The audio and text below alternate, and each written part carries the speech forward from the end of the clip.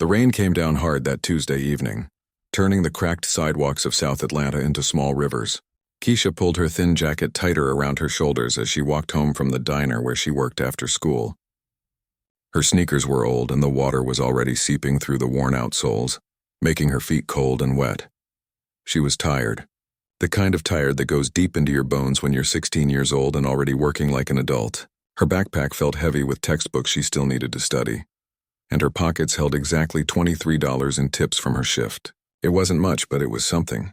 Every dollar mattered in their household. The streets were emptier than usual because of the weather. Most people had rushed home or found shelter somewhere dry. Keisha didn't mind the quiet, though.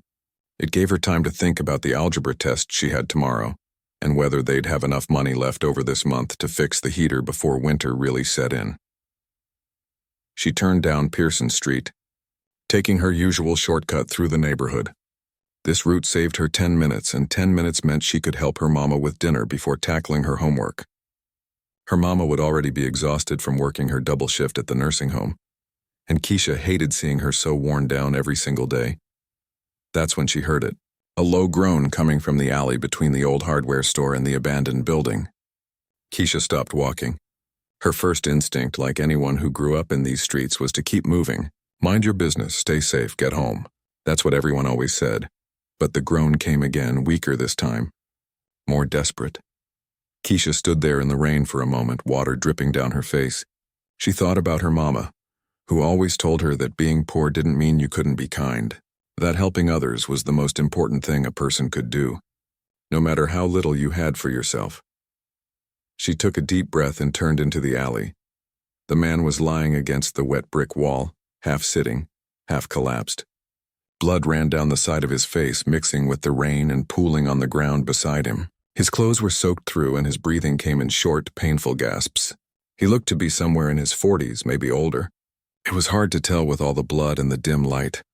Keisha's heart started pounding. She looked around quickly, but the alley was empty. No one else was coming to help. It was just her and this bleeding stranger in the rain. She knelt down beside him, her jeans soaking up the dirty water from the ground. Up close, she could see a deep gash above his left eyebrow. It looked bad. Really bad, sir. Can you hear me? Her voice shook a little. She'd never dealt with anything like this before. The man's eyes fluttered open. They were brown, deep brown, and for just a second when he looked at her, something strange happened. A feeling passed through Keisha that she couldn't quite name. Like recognition, but that didn't make sense. She'd never seen this man before in her life. Help, he whispered, barely audible over the sound of the rain. Keisha didn't have a cell phone. Her mama couldn't afford one for her yet. But she knew the payphone on the corner still worked because she'd used it before when she needed to call home from work. I'm going to get help, okay? Just stay with me. She pulled off her jacket and pressed it gently against the wound on his head. The man winced but didn't pull away. Keep pressure on this. I'll be right back. She ran to the payphone, her wet clothes sticking to her skin. Her fingers fumbled with the coins as she dialed 911. When the operator answered, Keisha's words came out fast and breathless, giving them the location and explaining what she'd found. Is he conscious? The operator asked. Barely. There's a lot of blood. Please hurry. Ambulance is on the way. Stay with him if you can. Keisha hung up and ran back to the alley. The man was still there, her jacket pressed against his head like she'd told him. His eyes were closed now, but his chest was still moving, still breathing. She knelt beside him again, not caring any more about her clothes or the cold or the water. Help is coming, she said softly. Just hold on. The man's eyes opened again, finding her face. You came back, he said, his voice rough and weak. Of course I came back. Most people wouldn't have stopped. A tear mixed with the rain on his face, and Keisha couldn't tell if it was from pain or something else. Well, I'm not most people, she said, trying to sound braver than she felt. They sat there in the rain together, this teenage girl and this bleeding stranger, waiting for the sirens. Keisha kept talking to him, asking him simple questions to keep him conscious. What's your name? Where are you from? Can you tell me what happened? His answers came slow and confused. Something about walking home, someone hitting him from behind, trying to take his wallet. Everything after that was fuzzy. When the ambulance finally arrived, the paramedics moved quickly. They checked his vital signs, cleaned the wound, and got him onto a stretcher. One of them, a woman with kind eyes, looked at Keisha. "You did good, honey. Real good. You probably saved his life." Keisha just nodded, suddenly feeling very young and very tired. "Are you family?" the paramedic asked. "No, ma'am. I just found him." At the hospital, they asked Keisha for her information in case they needed to reach her. She wrote down her name and the diner's phone number since that was the only place people could reliably reach her. The stranger, who they said was named David, was taken back for treatment. Before they wheeled him away, he looked at Keisha one more time. "Thank you," he said, and there was something in his eyes again. That same strange feeling from before, like he was looking at something precious he'd lost and suddenly found again. Keisha walked home in the dark, her jacket gone, shivering in just her diner uniform and soaked jeans. She'd spent her tip money on the payphone and the bus fare wasn't an option now, so the walk took 45 minutes instead of the usual 20. When she finally got home to their small apartment, her mama was already asleep on the couch, still in her nursing scrubs. The TV was on low, playing some old movie. Keisha turned it off, covered her mama with the worn blanket from the armchair, and went to her own room. She didn't tell her mama about what happened. There didn't seem to be any point in worrying her. Besides, it was over now. Just one of those strange things that happen in life. She'd helped someone who needed help, and that was that. Keisha changed into dry clothes, tried to study for her algebra test, but couldn't focus. She kept thinking about those brown eyes looking up at her in the rain. About the way he'd said thank you. Like those two words carried the weight of something much bigger. She fell asleep with her textbook open on her chest, never imagining that the stranger she'd saved would change everything about her life. That in trying to save him, she'd stumbled into a truth that had been hidden from her for 16 years. Sometimes the people we help are exactly the people we need to find. 3 days passed before Keisha heard anything about the man from the alley. She'd almost forgotten about the whole thing, caught up in school tests and work shifts and the usual struggle of getting through each day. But on Friday afternoon, right in the middle of her shift at the diner, the phone rang. "Keisha, there's a call for you," her boss Tommy called out from behind the counter. She wiped her hands on her apron and picked up the phone, confused about who would be calling her at work. "Hello? Hi, is this Keisha Williams?" A professional voice, probably from an office somewhere. "Yes, that's me. I'm calling from Mercy General Hospital. We have a patient here, David Johnson, who you helped earlier this week. He's been asking if he could speak with you. He wanted to thank you personally for what you did." Keisha's heart did a little jump. She hadn't expected to hear from him again. "Oh, is he okay?" "He's doing much better thanks to you. He had a severe concussion and needed stitches, but he's recovering well. Would you be willing to visit him?" "I know it's a lot to ask." Keisha thought about it for a moment. She was curious, she had to admit. And something about that night had stayed with her, like an itch she couldn't quite scratch. "Yeah, I can come by. When would be good?" "He's in room 304. Visiting hours are until 8 tonight." When Keisha got home that evening, she found her mama in the kitchen, moving slower than usual. The double shifts were wearing her down more and more lately. Her mama looked up when Keisha came in and tried to smile, but Keisha could see the exhaustion in her eyes. "Hey, baby. How was work?" "It was okay." "Hey, mama, something kind of weird happened." Keisha set her bag down and grabbed a glass of water. "Remember that rainy night earlier this week? I didn't tell you, but I found a man who was hurt in an alley. I called an ambulance for him." Her mama's face changed. Just slightly, but Keisha noticed. A tightening around her eyes, a tension in her shoulders. "You helped someone? What happened to him?" "He got mugged or something. Hit his head pretty bad. Anyway, the hospital called today. His name is David Johnson, and he wants to thank me in person. I was thinking about going to visit him tomorrow." The glass her mama was holding slipped a little in her hand. Water sloshed over the rim. "David Johnson?" Her voice came out strange, almost like she was choking on the name. "Yeah. Do you know him or something?" No, I don't know anyone by that name." Her mama turned away quickly, setting the glass down in the sink. "That's real nice of you to help him, baby. Real nice." But something was off. Keisha could feel it. Her mama was acting weird, nervous in a way she'd never seen before. Her hands were shaking as she dried them on the dish towel. "Mama, are you okay?" "I'm fine. Just tired from work, that's all." She still wouldn't look at Keisha directly. "You should get started on your homework. I'll heat up some dinner for us." That night, after Keisha went to bed, she heard something she'd never heard before. Her mama was crying. Not the quiet tears from when bills piled up too high or when they had to choose between medicine and groceries. This was different. Deep, painful sobs that seemed to come from somewhere old and buried. Keisha wanted to go to her, but something held her back. Whatever was hurting her mama, it was big. Bigger than anything Keisha knew how to fix. The next morning, her mama was gone before Keisha woke up. She'd left a note saying she picked up an extra shift and would be home late. But it was Saturday. Her mama never worked Saturdays unless they were desperate for money, and they'd just gotten paid. Keisha knew her mama was avoiding her.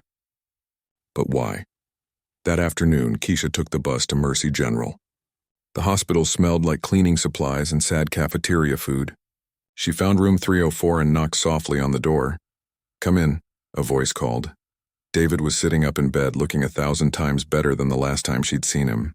The wound on his head was bandaged neatly, and his color had come back. When he saw her, his whole face lit up. "You came," he said, and his eyes got shiny with tears. "I wasn't sure you would. I wanted to see how you were doing." Keisha stayed near the door, suddenly feeling awkward. "Please sit down." He gestured to the chair beside his bed. "I owe you my life. The doctor said if you hadn't found me when you did, if you hadn't stopped the bleeding and called for help, I wouldn't have made it." Keisha sat down, her hands folded in her lap. Anyone would have done the same thing. But they didn't. "You did." He looked at her in that same intense way from the alley, like he was trying to memorize her face. "Can I ask you something? How old are you?" 16? 17 next month." Something passed across his face. Pain, maybe, or regret.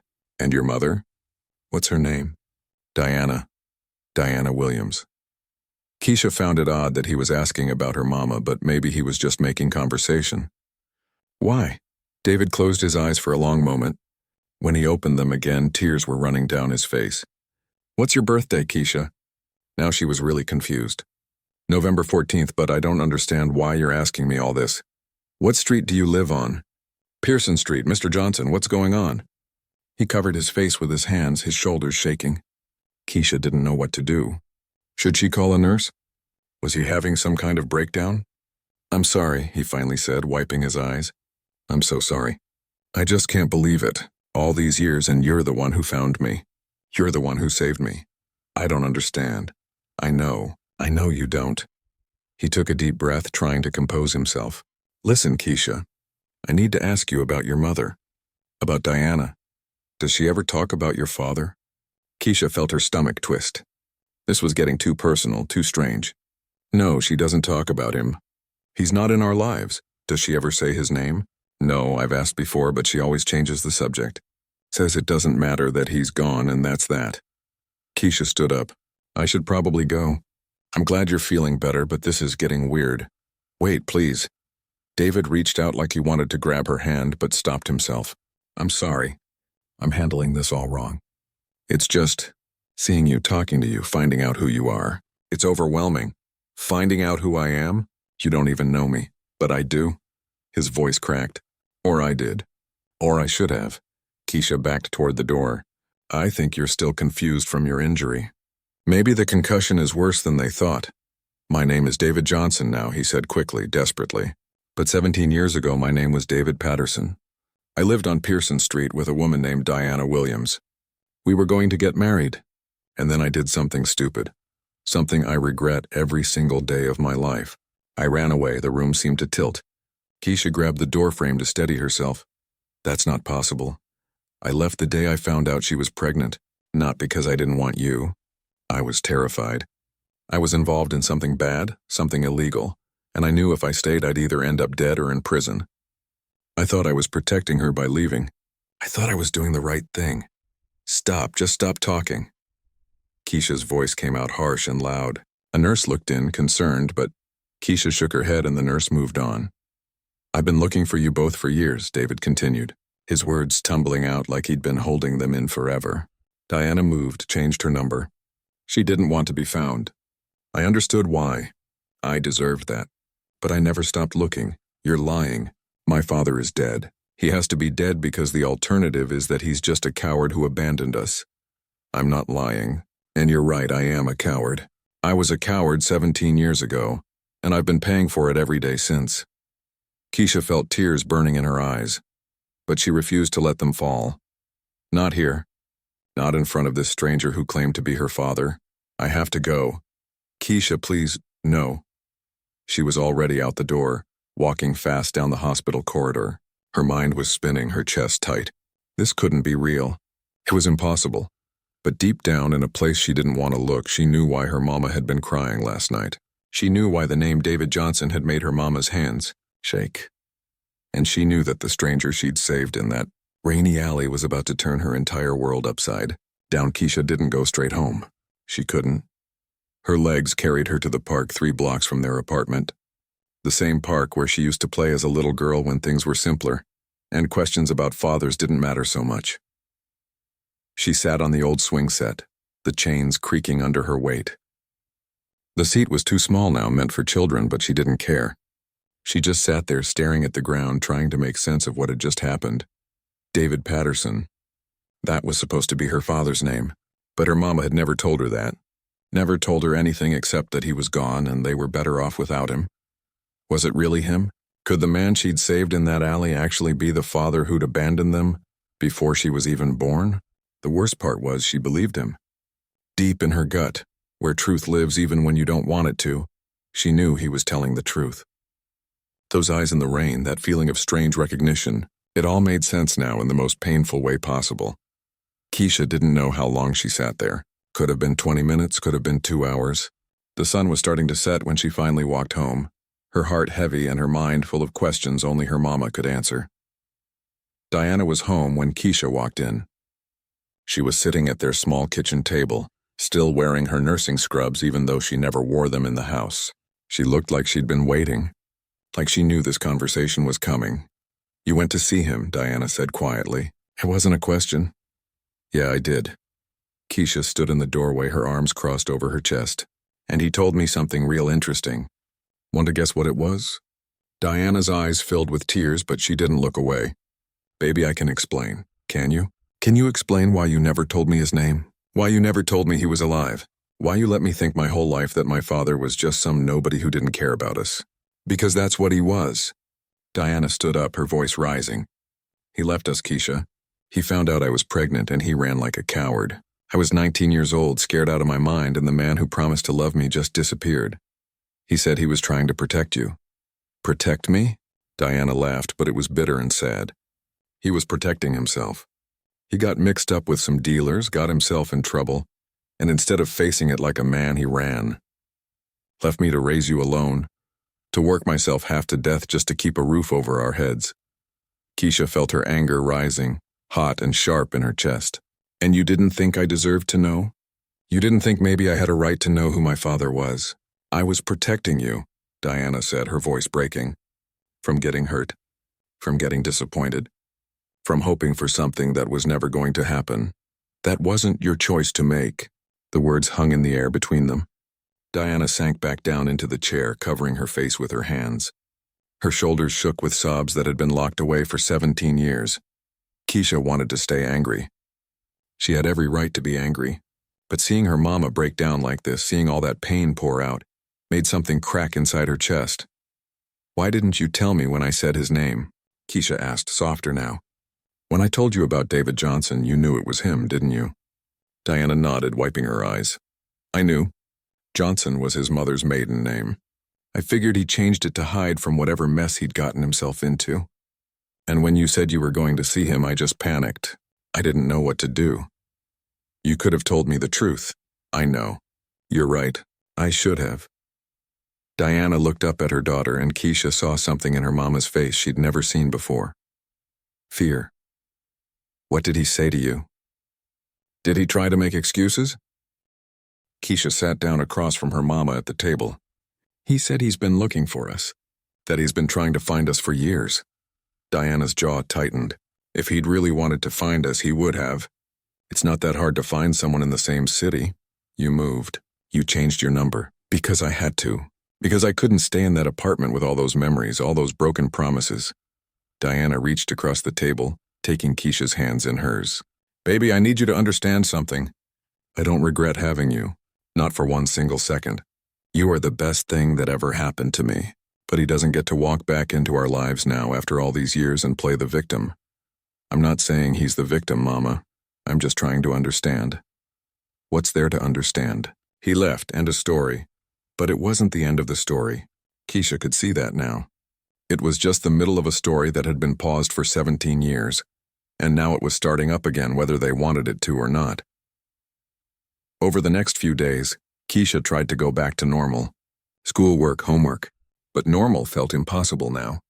Everything was different, colored by this new knowledge that her father was alive, that he was in a hospital just a few miles away, that he'd been looking for her. She didn't tell her mama, but she went back to the hospital. Not to see David, just to sit in the cafeteria and think. On her third visit, a nurse recognized her. "You're the girl from room 304, aren't you?" "Keisha?" "Yeah, that's me. Mr. Johnson has been asking about you every day. He's being discharged tomorrow, but he really hopes you'll talk to him before he leaves." Keisha stirred her coffee, watching the cream swirl into brown patterns. "I don't know if that's a good idea. Can I tell you something?" The nurse sat down across from her. She was older, maybe in her 50s, with kind eyes. "I've been doing this job for 25 years. I've seen a lot of patients, a lot of families, and I've seen that man cry every single day since you visited him. Whatever happened between you all, that's some real pain right there. He hurt my mama. He hurt me by not being there. I'm sure he did. But honey, people are complicated. Sometimes good people make terrible choices. Doesn't mean they can't change. Doesn't mean they don't deserve a chance to try to make it right." That evening, Keisha stood outside room 304 for 10 minutes before she finally knocked. "Come in." David was dressed in regular clothes now, packing up the few things he had. When he saw her, he froze. "Keisha, I didn't think you'd come back." "I wasn't going to," she admitted, staying near the door. "But I need to know something. And I need the truth. Anything. I'll tell you anything you want to know." "Why now? Why come back to Atlanta after all this time?" David sat down on the edge of the bed, looking suddenly tired. "Because I finally got my life together. I finally became someone who might deserve a second chance. I built a business, a good one. I'm a contractor now, got my own company. I've been clean for 15 years, no drugs, no crime, nothing. And the whole time I was building this new life, all I could think about was you and your mother. So you just decided to show up?" "No, it wasn't like that. I hired investigators to find you. It took 3 years. When they finally told me you were in Atlanta, that Diana was working as a nurse and you were in high school, I couldn't just call. What was I supposed to say? 'Hey, remember me, the guy who abandoned you?' So I came here to figure out how to approach you. I was walking around your neighborhood trying to get up the courage to knock on your door when I got mugged. And I found you. And you saved me. My own daughter saved my life and didn't even know who I was." He shook his head, a sad smile on his face. "That's got to be God or fate or something, right? Giving me a chance I don't deserve." Keisha felt her throat get tight. "I don't know what you expect from me. I don't know what you want. I don't expect anything. I just want a chance to know you. To be in your life if you'll let me. I know I can't make up for the years I missed. I know I can't change what I did. But I want to try to be the father I should have been all along. My mama doesn't want you around. I know, and I understand that. But this isn't about her and me anymore. This is about you and me. You're almost an adult.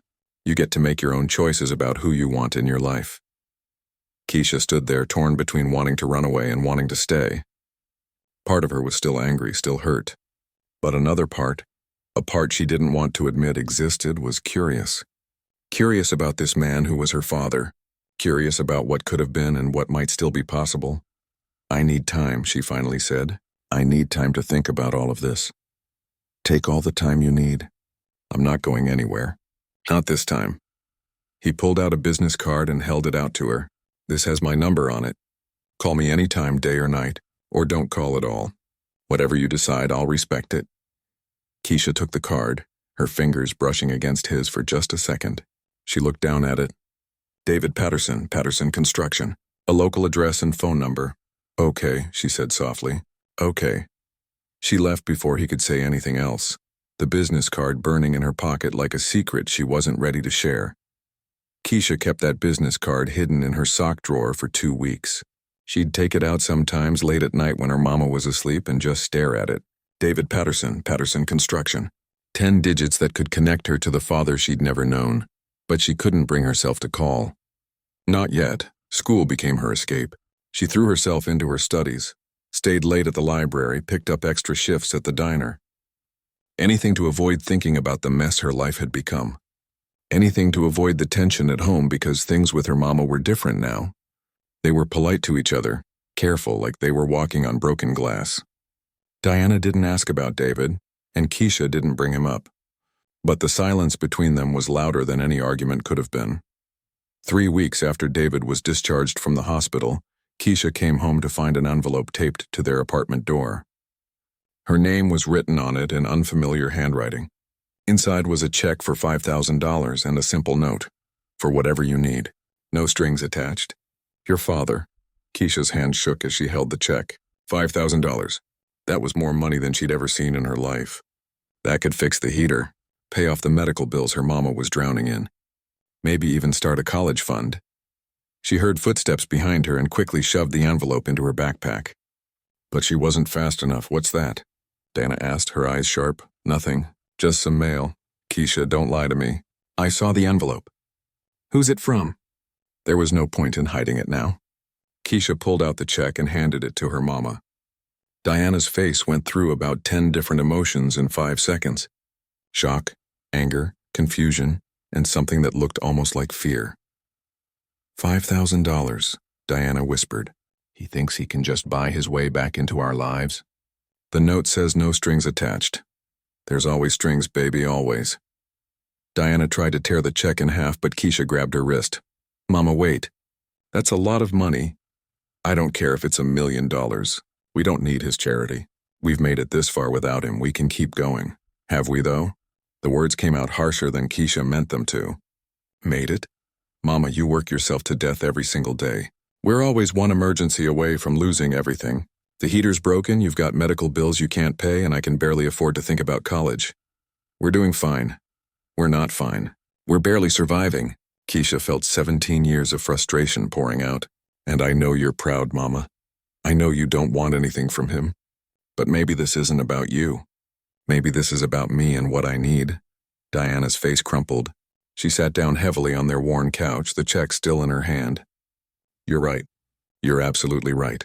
I've been so focused on my own hurt that I haven't thought about what you might need." Keisha sat beside her, their shoulders touching. "I'm scared, Mama. Scared of letting him in and getting hurt. But I'm also scared of not giving him a chance and regretting it forever. I can't tell you what to do, baby. You're old enough to make your own choices. But I can tell you what I learned the hard way. People don't really change. Not deep down where it matters. Maybe not. But maybe they deserve a chance to prove it one way or the other." That night, Keisha finally made the call. Her finger hovered over the numbers for a full minute before she pressed dial. The phone rang 3 times before he picked up. "Hello? It's Keisha." Silence on the other end. Then Keisha, "Hi, thank you for calling. I wasn't sure you would. I got your check. I know it doesn't fix anything. I just wanted to help somehow. It's a lot of money. It's the least I can do. Like I said, no strings.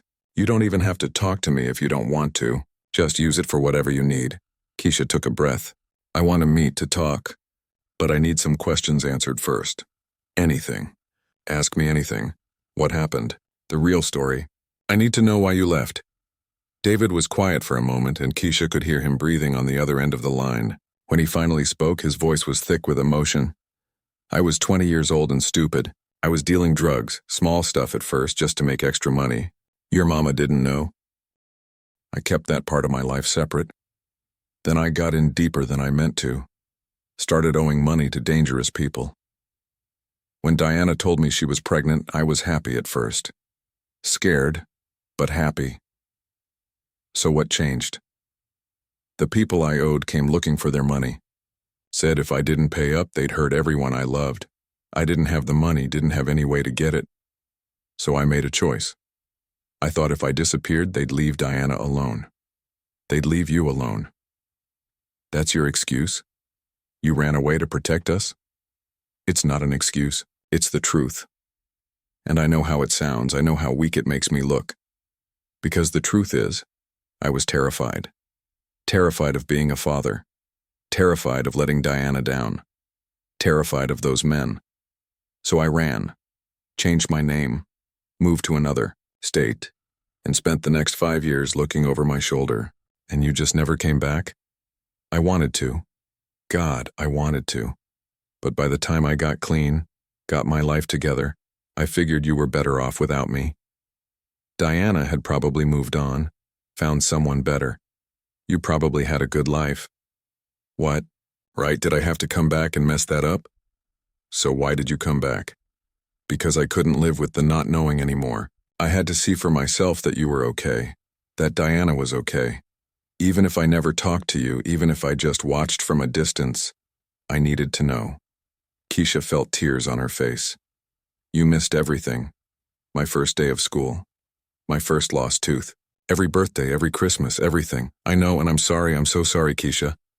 If I could go back and do it differently, I would, but I can't. All I can do is try to be here now if you'll let me. My mama doesn't want you around. I know. And I don't blame her. I broke her heart. I broke promises I should have kept. But you're not her, Keisha. You get to make your own decision about this. I don't know what I want yet. That's okay. Take your time. I'll be here whenever you're ready. They talked for another hour, about his life, his business, the years in between. It was strange talking to this man who was a stranger but also somehow not a stranger. She could hear her mama in his voice sometimes. The same rhythm, the same way of pausing before saying something important. When she finally hung up, it was past midnight. Her mama was still awake, sitting in the dark living room. You called him, Diana said. Yeah, I did. And I don't know, Mama. I don't know what to think or how to feel. He says he's sorry. He says he wants to be in my life. But sorry doesn't give me back the years we lost. Diana patted the couch beside her, and Keisha sat down. They sat in the dark together, not saying anything for a long time. I'm not going to stop you, Diana finally said. If you want to get to know him, I won't stand in your way, but I can't be part of it. I can't sit across from him and pretend everything's okay. I'm not asking you to. Just promise me something. Promise me you'll be careful. Guard your heart. Don't let him make promises he can't keep. I promise. 2 days later, Keisha met David at a coffee shop downtown. It was awkward at first, both of them unsure what to say or how to act. But slowly, carefully, they started to talk. Really talk. He told her about his business, how he'd started with nothing and built it from the ground up. He told her about the years he spent getting clean, going to therapy, trying to become someone worth knowing.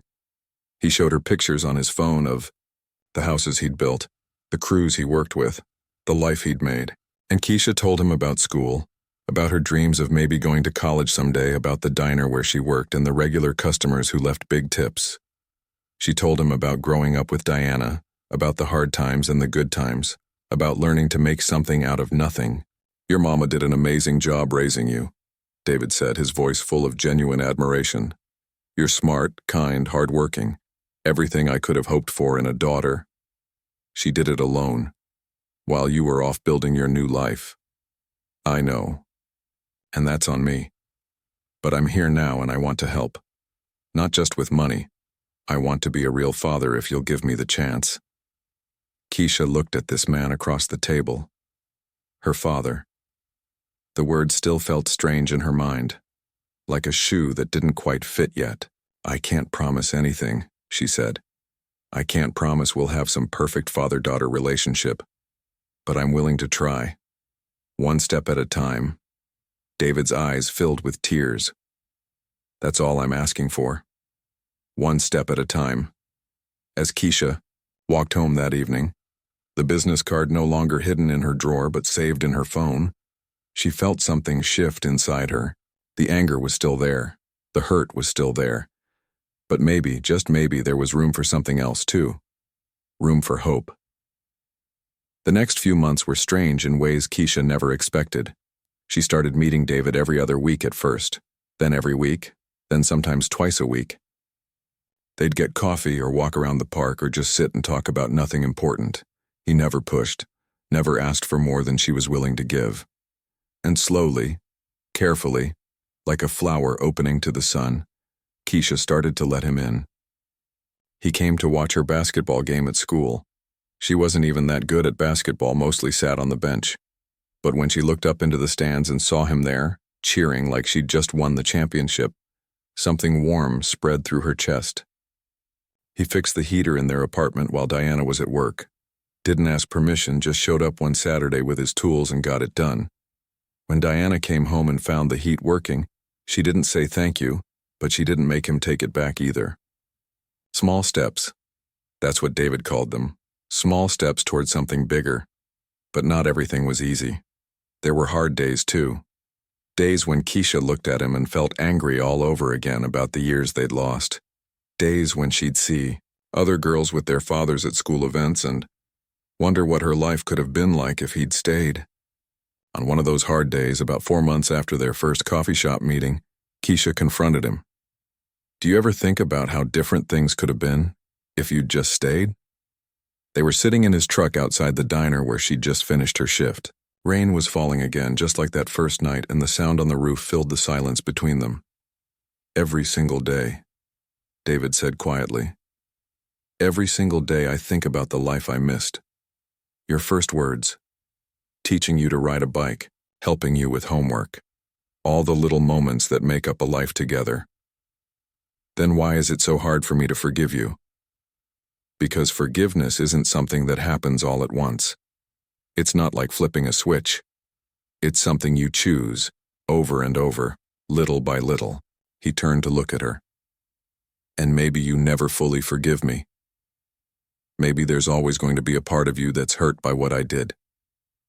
I can live with that, Keisha. As long as you give me the chance to be here now. I'm trying. I really am. I know you are, and that's more than I deserve. The real breakthrough came in an unexpected way. Keisha's school was having a college fair, and she'd been avoiding thinking about it because college felt like an impossible dream. She had the grades, but not the money. Not even close. David found out about it when she accidentally mentioned it during one of their talks. Why aren't you going? He asked. What's the point? I can't afford college anyway. What if you could? Keisha laughed, but it wasn't a happy sound. Unless you've got a magic money tree, I don't see how. I've got something better. I've got a college fund I started for you 3 years ago. When I first found out where you were. Keisha stared at him. You what? I've been putting money aside every month. It's not enough for Harvard or anything, but it's enough for a state school. Enough to give you a real shot. I don't understand. You didn't even know if you'd ever talk to me. Didn't matter. You're my daughter. I wanted to do something for you, even if you never knew about it. He pulled out his phone and showed her the account statements. $30,000. $30,000 just sitting there, waiting for her. Keisha couldn't speak, couldn't even cry. She just sat there, staring at those numbers, feeling her entire future shift and expand in front of her. Why didn't you tell me before? Because I didn't want it to feel like I was buying your love. I wanted us to build a real relationship first. I wanted you to want me in your life because of who I am, not because of what I can give you. That night, Keisha told her mama about the college fund. She expected anger, expected Diana to say they didn't need his money. But instead, Diana just sat down at the kitchen table and cried. That's real money, Diana said through her tears. That's your future, baby. A real future. Are you okay with this, with me taking it? Diana wiped her eyes and took Keisha's hands in hers. I've been thinking a lot these past few months. About David, about the past, about everything. And I realized something. I've been holding on to my anger so tight that I couldn't see what was right in front of me. What do you mean? I mean that man loves you. He really does. I can see it in everything he does. The way he looks at you, the way he talks about you. He's not the same person who left 17 years ago. People can change, Keisha. I didn't want to believe it, but it's true. So what are you saying? I'm saying maybe it's time I let go of some of this anger.